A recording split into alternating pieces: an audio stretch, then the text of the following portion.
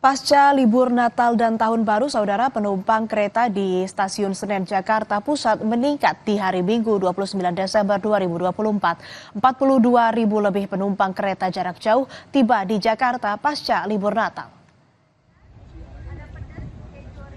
42.817 penumpang kereta berasal dari Jawa Timur, Jawa Tengah, dan Jawa Barat.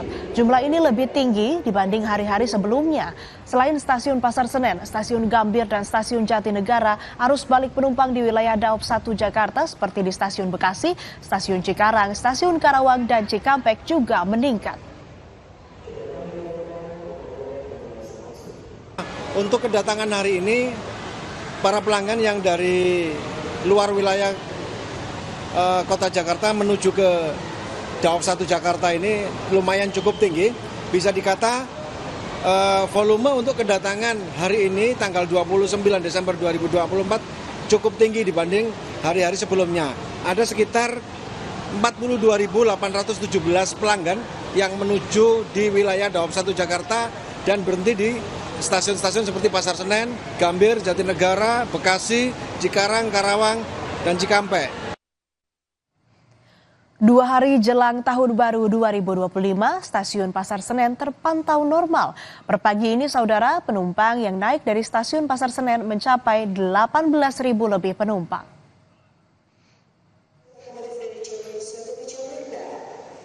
Pagi ini stasiun Pasar Senen masih terpantau normal. Tidak ada penumpukan penumpang baik yang akan berangkat maupun yang kembali ke Jakarta. Data sementara dari PT KAI Daop 1 per pagi 30 Desember 2024, penumpang yang tiba di Daop 1 mencapai 41.801 penumpang.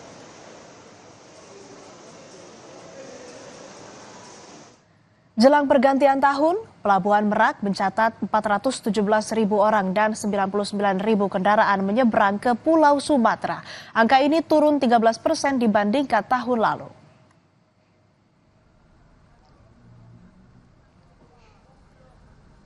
Untuk menjamin kelancaran penyeberangan, Pelabuhan Merak mengoperasikan 34 unit kapal. Untuk menghindari antrean, masyarakat diimbau untuk datang lebih awal dan membeli tiket dari aplikasi yang disiapkan oleh ASDP.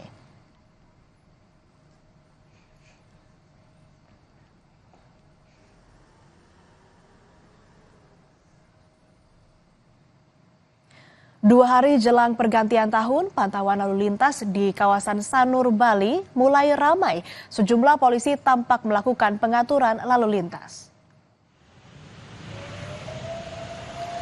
Lalu lintas di Jalan Bebas Ngurah Rai, Sanur, Denpasar terpantau mulai ramai lancar.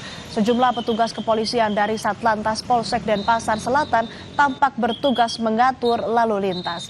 Lalu lintas di Jalan Bebas Ngurah Rai merupakan jalur utama dari Kuta dan Nusa Dua menuju kawasan wisata Ubud dan Karangasem. Selain itu, jalur ini juga menjadi penghubung menuju kawasan kota Denpasar.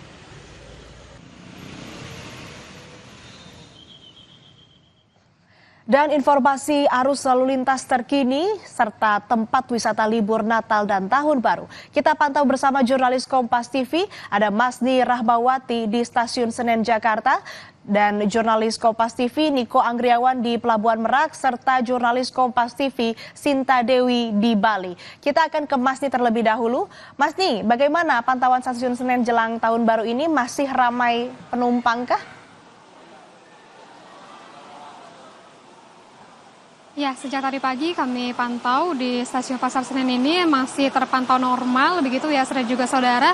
Tapi sekitar pukul 8 lewat tadi ini sudah mulai ramai dari penumpang, baik itu yang akan berangkat dari stasiun Pasar Senen maupun yang balik ke Jakarta begitu.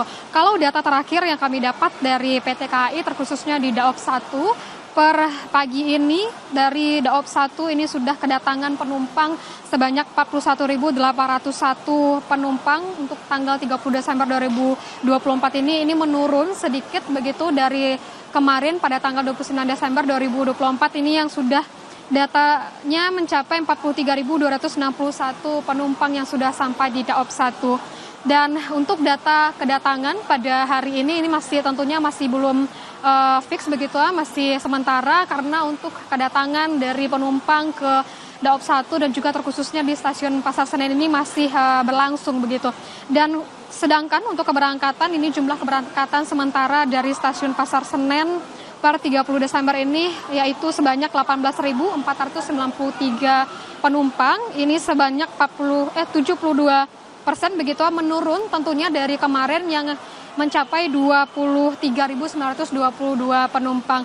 Dan kalau misalnya kita mengamati dengan pandangan mata begitu, Asri juga saudara, tentunya untuk bagaimana dengan kepadatan penumpang yang ada di stasiun Pasar Senen ini tentunya tidak terlalu banyak dari beberapa hari yang sebelumnya, di mana kita ketahui untuk puncak dari arus balik libur Natal 2024 itu sebenarnya kemarin pada tanggal 29 Desember 2024. Tapi kita masih menunggu bagaimana dengan pergerakan penumpang di stasiun Pasar Senen ini, mengingat kalau kita melihat bagaimana dengan jam kedatangan dan juga jam keberangkatan kereta begitu ya, adanya antrian-antrian dari penumpang yang akan masuk ke kereta begitu biasanya terjadi setengah jam sebelum kereta ini berangkat, karena nanti ada sekitar pukul 8:55 ada kereta terdekat yang akan berangkat, maka dari penumpang-penumpang ini sudah mulai antri untuk masuk dan juga menukarkan tiketnya. Kalau kita berbicara mengenai tiket sendiri, Asri juga saudara, dari pihak PT KAI ini menyebutkan bahwa masih bisa membeli tiket secara langsung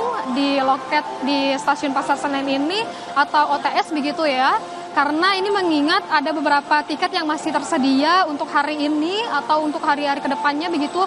Ini berarti dari penumpang yang ingin berangkat ke beberapa wilayah ke Pulau Jawa begitu tidak perlu khawatir karena tiket masih bisa dibeli baik itu melalui online maupun melalui langsung dari stasiun Pasar Senen ini. Asri.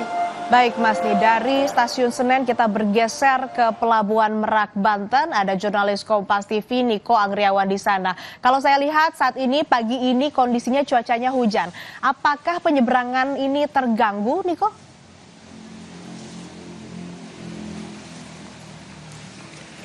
Ya, Asri dan juga saudara, kalau misalnya kita bisa gambarkan pada situasi pagi ini di Pelabuhan Merak sendiri, cuacanya ini hujan dengan intensitas ringan hingga sedang.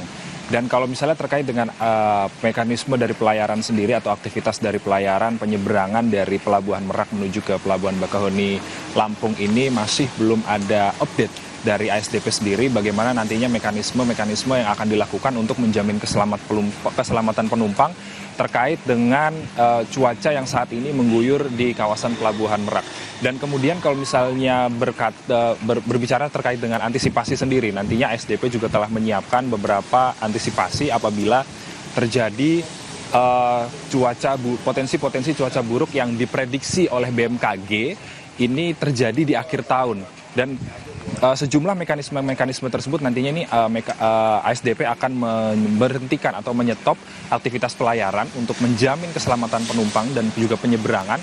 Dan kemudian apabila ada sejumlah penumpang yang tidak bisa berangkat pada hari itu akibat cuaca buruk, nantinya ini diberikan dispensasi begitu kepada para penumpang dari ASDP untuk nantinya bisa melakukan penyeberangan di hari selanjutnya.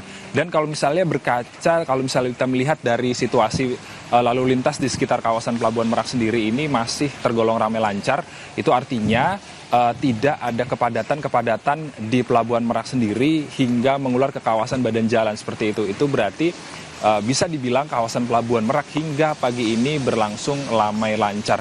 Dan benar apa kata Asri tadi sempat disinggung bahwa ada 417.000 penumpang ini sudah menyeberang dari Pelabuhan Merak menuju ke Pelabuhan Bakahuni, termasuk diantaranya ini 99.000 kendaraan yang sudah menyeberang ke Pelabuhan Bakahuni Lampung. Dan adapun kalau misalnya kita terkait dengan prediksi arus balik sendiri dari Kementerian Perhubungan mengatakan bahwa dari 110 juta pergerakan penumpang yang nantinya, pergerakan masyarakat yang nantinya akan mewarnai libur Natal dan Tahun Baru, 50%-nya ini menggunakan kendaraan pribadi, termasuk nantinya akan memakai jasa-jasa penyeberangan di seluruh Indonesia dan termasuk di Pelabuhan Merak sendiri. Dan dari angka tersebut diprediksi bahwa tanggal 1 dan 2 Januari ini akan menjadi arus balik dari para masyarakat yang telah berlibur Natal dan Tahun Baru. Asri. Baik, itu tadi dari Merak, meskipun cuaca hujan, cuaca buruk, tapi pergerakan di sana masih terpantau lancar. Kita bergeser lagi saudara, kita pantau di Bali ada jurnalis Kompas TV, Sinta Primadewi. Sinta, kalau pagi ini di Bali pantauannya seperti apa? Kalau ada kepadatan, antisipasi apa yang disiapkan oleh polisi? Baik Asri dan saudara, dari pantauan kami khususnya di kawasan Sanur, tepatnya di Jalan Bypass Ngurah Rai, saat ini terpantau ramai lancar. Adapun pihak kepolisian memang sudah menyiapkan antisipasi jika terjadi kepadatan karena memang kawasan Sanur khususnya Jalan Bypass Ngurah Rai ini merupakan salah satu jalur utama bagi wisatawan dari dari Kuta maupun Nusa Dua menuju ke kawasan wisata Ubud.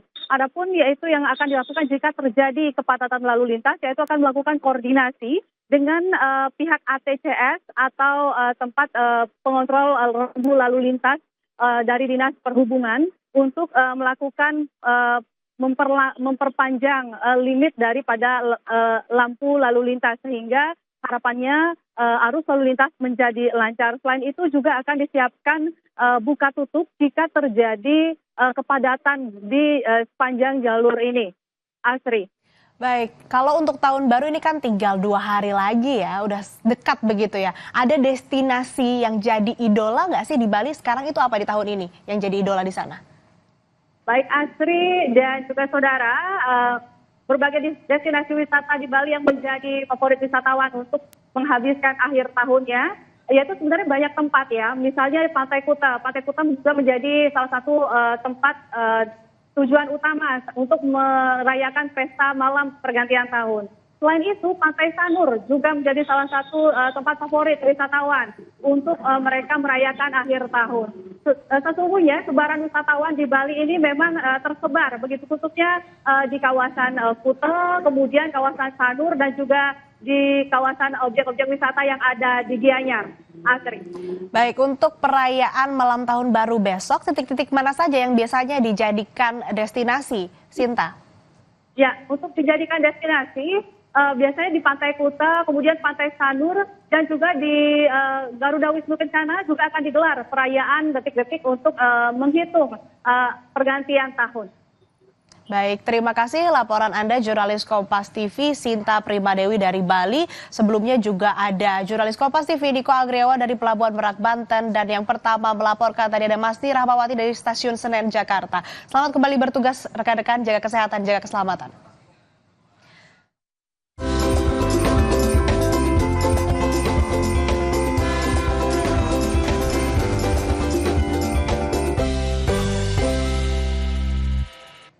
Tetaplah bersama kami di Sapa Indonesia Pagi, saudara. Ada informasi terkait Ketua Umum Partai Golkar, Bahlil Lahadalia, yang membantah adanya pembahasan politik termasuk soal kasus Sekjen PDI Perjuangan Hasto Kristianto dalam pertemuan Ketua Umum Partai Kim Plus bersama Presiden Prabowo Subianto. Selengkapnya usai jeda.